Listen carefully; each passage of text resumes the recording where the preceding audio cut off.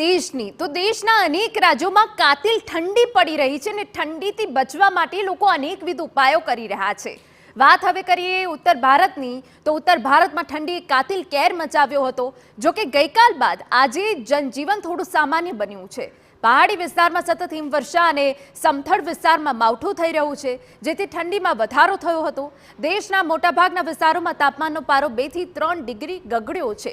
દિલ્હીમાં 9 ડિગ્રી સુધી ઠંડીનો પારો પહોંચ્યો તો પંજાબ અને હરિયાણામાં રવિવારે સૌથી ઓછું તાપમાન નોંધાયું। તો દેશના અન્ય ભાગોમાં પણ ભારે ધુમ્મસ સાથે ઠંડી પડી। વારાણસીમાં ગાઢ ધુમ્મસ છવાયેલું હતું તો આ તરફ રાજસ્થાનમાં પણ કાતિલ ઠંડીને પગલે જયપુરમાં ધુમ્મસભર્યું વાતાવરણ સર્જાયું તો મુંબઈમાં પણ વહેલી સવારે ધુમ્મસ જોવા મળ્યું। આ તરફ ગઈકાલે ભારે બરફવર્ષા પછી આજે કાશ્મીરમાં ફ્લાઇટ્સની નિયમિત અવરજવર શરૂ થઈ છે।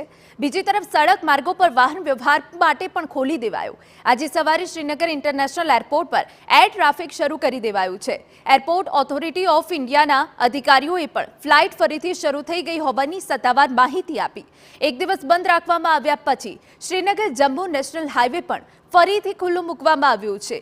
પંજાબ અને હરિયાણામાં મહત્તમ તાપમાન સામાન્ય કરતાં નીચું નોંધવામાં આવતા ઠંડી યથાવત રહી। હિમાચલ પ્રદેશના પર્વતીય વિસ્તારોમાં બરફવર્ષા સતત ચાલુ છે। કલ્પા, નારાકંડા, કેલોંગમાં બરફવર્ષા ચાલુ છે। રાજસ્થાનના કેટલાક વિસ્તારમાં હળવો વરસાદ પડ્યો હતો। રાજસ્થાનના મોટાભાગના વિસ્તારોમાં ગાઢ ધુમ્મસ છવાયેલો હતો।